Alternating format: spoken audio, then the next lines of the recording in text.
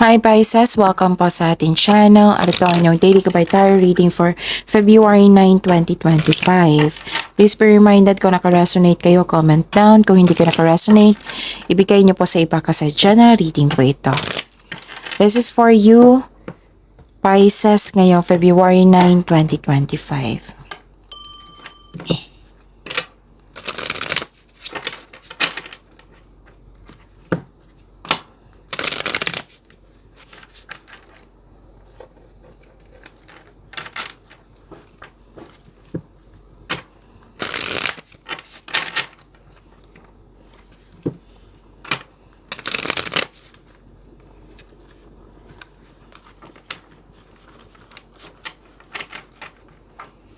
Para po ito sa inyo Pisces ngayong February 9, 2025. Maraming salamat po sa inyong patuloy na suporta at maraming salamat din po sa mga hindi nag-skip ng ads. Gamitin ang reading na ito bilang kabay lamang sa mga hindi pa nag-subscribe. Subscribe na po kayo at click bell notification para malaman nyo na may bago tayong video. Para sa mga gusto magpa-reading po, may lumabas dyan sa screen nyo ngayon. Panoorin nyo po at sundin ng instruction. Spirit's Guide, mga ganap po para kay Pisces ngayong February 9, 2025.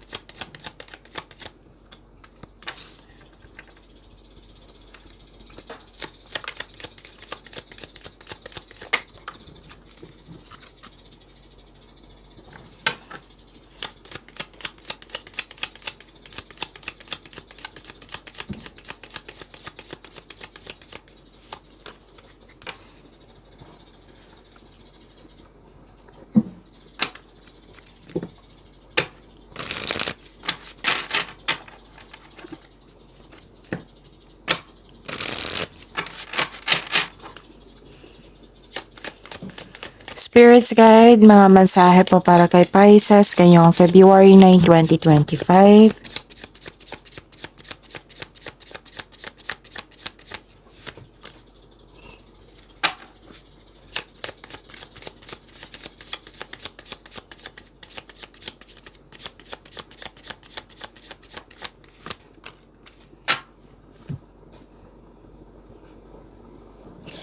May parating po na malaking pera sa inyo.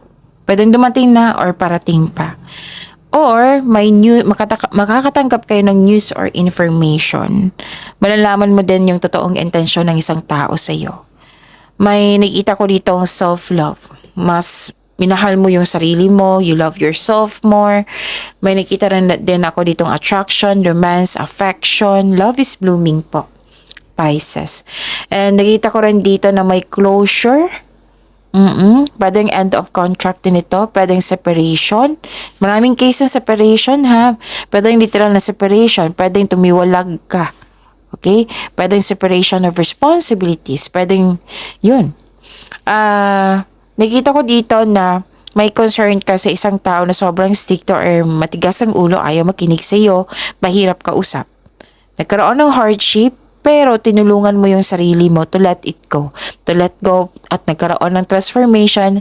And this is what we called ending with new beginning. May pagbabago po. So it is a reminder to embrace change and uncertainty. So dalawang card na po nagsabi dito na may pagbabago.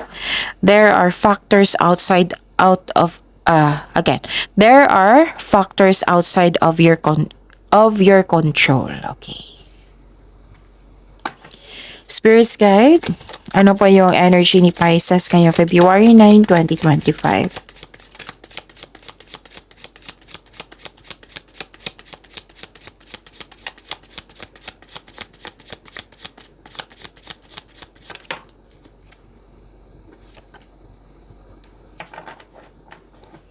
And the clarification of this card po.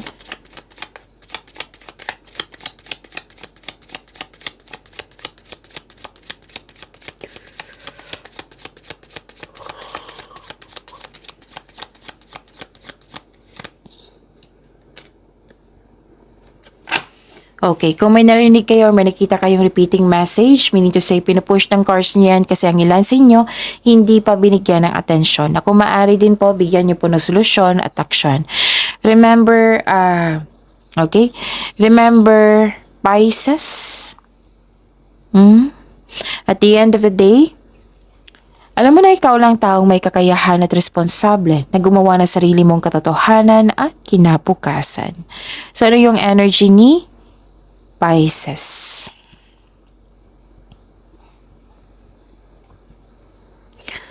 So, celebration.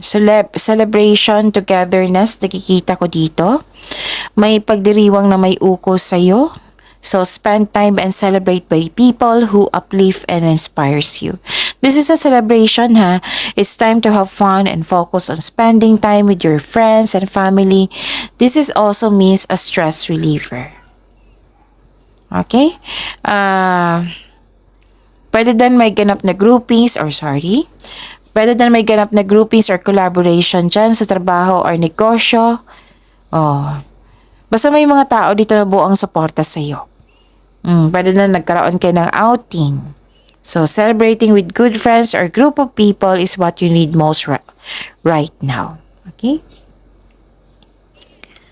At may nakita ko dito na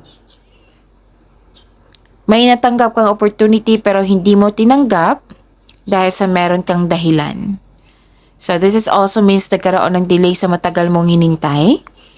And this card tells you na may pinupush pa daw kayo na sitwasyon na hindi dapat. At may uncomfortable kayo sa changes. 3 card na po nagsabi dito sa changes, sa uncomfortable kayo dito.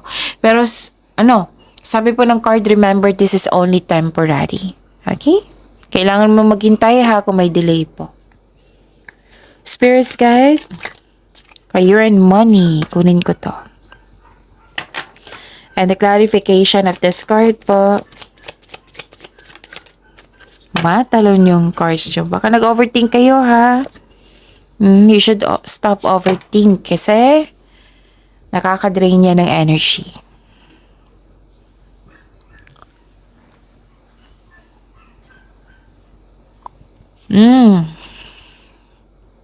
Pressured ka, exhausted. Pressured ka, ayaw mong tapusin yung connection sa isang tao, ayaw mong tapusin yung trabaho. May nakita kong ganyan. So, pinipressure mo yung sarili mo para magtagumpay or naging perfectionist ka, kaya na-burnout po kayo. Sabi po ng card niyo po dito, subukang kunin mo lamang kung ano ang maaari mong kunin. May ganap na intriga. Sabi ng card dito, huwag maniwala agad. Alamin niyo muna kung totoo ba yan or hindi. Pressured ka dito, exhausted. So, mag-ingat din kayo sa taong manloloko. Sabi po ng card.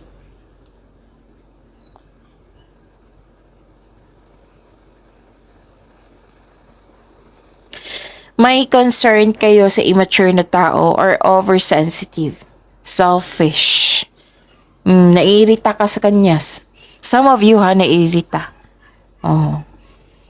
Mag-ingat kayo sa sasabihin mo sa isang tao kasi baka nagkataon na masaktan siya dahil sa pagka-sensitive nito.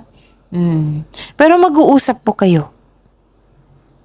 Pisces, mag-uusap po kayo dito. May nakita kong pag-uusap eh. Pwedeng may balak pa lang. So may immature dito na may nangyayaring confrontation dahil sa hindi maganda ang kanyang pinagsasabi. And nakita ko dito na wala ka ng time sa sarili mo. You may be taking life too serious. Ano pa? Nalilito ka rin sa paggawa ng desisyon dito. May disconnection sa isang tao dito. Pwede din naging dependent siya sa'yo. Kailangan nyo mag-usap nito kasi naging dependent na po siya sa'yo. Mahihirapan ka niyan eh kasi dependent, diba? Parang dyan siya kikilos kung andyan ka na. Oo. Hindi siya kikilos kasi andyan ka. Kasi alam niya tutulungan ka niya. Ganun. To fix the imbalance, look inward to see where you can find the source of this harmony. Alamin mo kung ano yung source of this harmony para mabigyan niyo po na solusyon. Okay? Ano pa? Nakikita ko dito na nagkaroon po ng Makinig po daw kayo sa inyong intuition, no? Believe in yourself. The advice is, this is the time to reconnect to yourself, listen to your intuition, redirect your energies. Okay?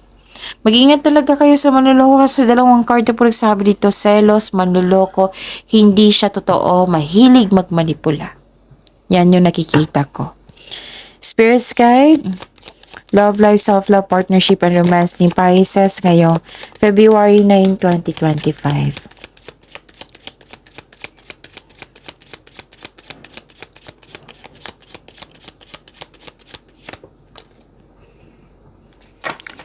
And the clarification of this card po.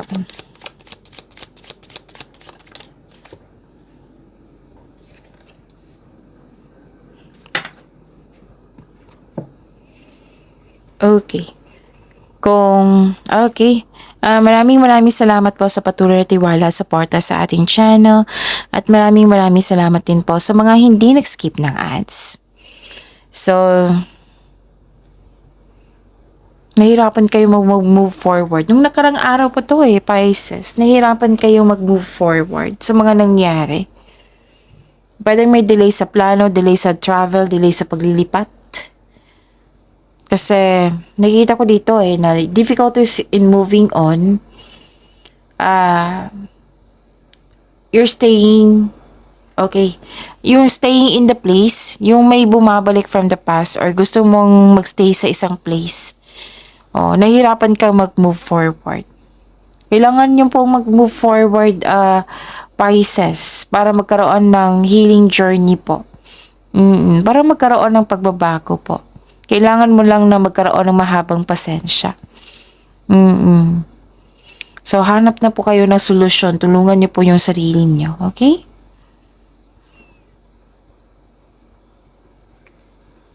May tension dito. May tension. Pwede may tension ng tungkol sa pera. Tension sa buhos ang buhos ang time sa trabaho na walang time para sa sarili, at sa pamilya, sa partner, ganun. Basta may tension dito ng dahil sa irresponsable.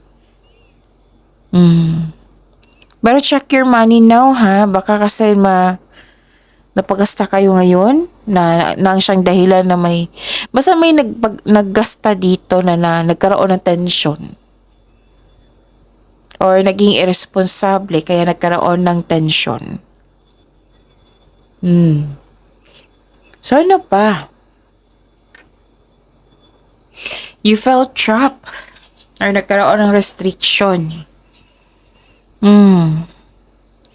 Feeling trapped o stuck ka sa isang relasyon, nag-iisip kang umalis o pakawalan pero ayaw mo. Okay? Para sa mga single, ayaw nyo muna makipagrelasyon dahil sa hindi naka-move on sa nakaraan. Feeling mo na stuck ka. So, yun, kailangan mong pakawalan ng iyong sarili. Lalo na hindi na ito existing sa present mo. And this card asks you to allow yourself to experience love again. Okay? So, yun. Ano pa? Nakita ko rin dito na nagkaroon po ng actually, sa mga single dito, may parating talaga na new love sa inyo. May parating na love or romance para sa mga single. So, sa mga marelasyon dito sa buhay mag-asawa, nag-usap kayo, nagpaplano kayo para sa pag-level up nyo. At nakikita ko dito yung sense of stability.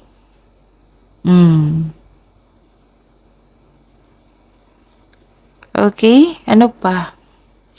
Nakita ko rin dito na nagkaroon po ng fear of change. Pagbabago pa rin to, change. Ilang cards na presabi dito, diba? The word for the day, change. Oo. Pero nahihirapan kayo sa pagbabago po. So, kailangan nyo ma-overcome nyo ito. Pwede nahihirapan kayo sa paggawa ng desisyon. Okay? Pwedeng, yung sabi kanina, diba, nahihirapan kayo sa pag-move forward. Ayaw nyo sa pagbabago. Okay? May plano ka nga dito, pero kumbaga mamaya na. So, 6 na card na nagsabi dito ha, na may pagbabago. Lalo na sa mga single dito, may new love talaga akong nakikita dito. From your oracle cards yan, ha, up to here. May, ano tawag dito? New love. The divine is offering you a new love. Yes, may parating na bagong pag-ibig, which can arrive in many forms, such as self-love, new relationship, or new connection sa isang tao na magbibigay sa iyo ng love, peace, happiness sa iyong buhay. So this card asks you to be open sa pag-receive niya ito. Kasi gift yun ng universe eh. Nagkatadahan na to sa iyo. So yun, sa mga marelasyon sa buhay mag-asawa, magkakaroon ng renewal of love. Magkakaroon ng pagkakaayos. Very supportive kayo at mahal-mahal niyong isa't isa. Masaya kayo ngayon dahil masaya kayo, nagkaroon ng positive emotions flows. Pero din may matanggap kayong news ha na regarding sa buntis, ng anak, parating na baby, a new baby. So some of you, nagfo-focus kayo sa self-love, and you're taking time for yourself para din ito sa yung personal development. Okay? So, open your heart and receive the emotions around you. So, yun ha. Be open sa pag-receive ng gift from the universe. Okay? So, may pag-ibig, bagong pag-ibig. Pwede din, nagpagupit kayo ngayon, nagpasalon. Basta nakikita ko talaga dito sa inyo na most of you, inalagaan nyo yung sarili nyo. Pagupit, ano pa yung magpamassage, yun. So, pagyamanin nyo po yung blessings na binigay sa inyo, Pisces. See you tomorrow. Please like, subscribe, and click the button for notification para updated po kayo sa daily tarot reading natin. Maraming salamat po.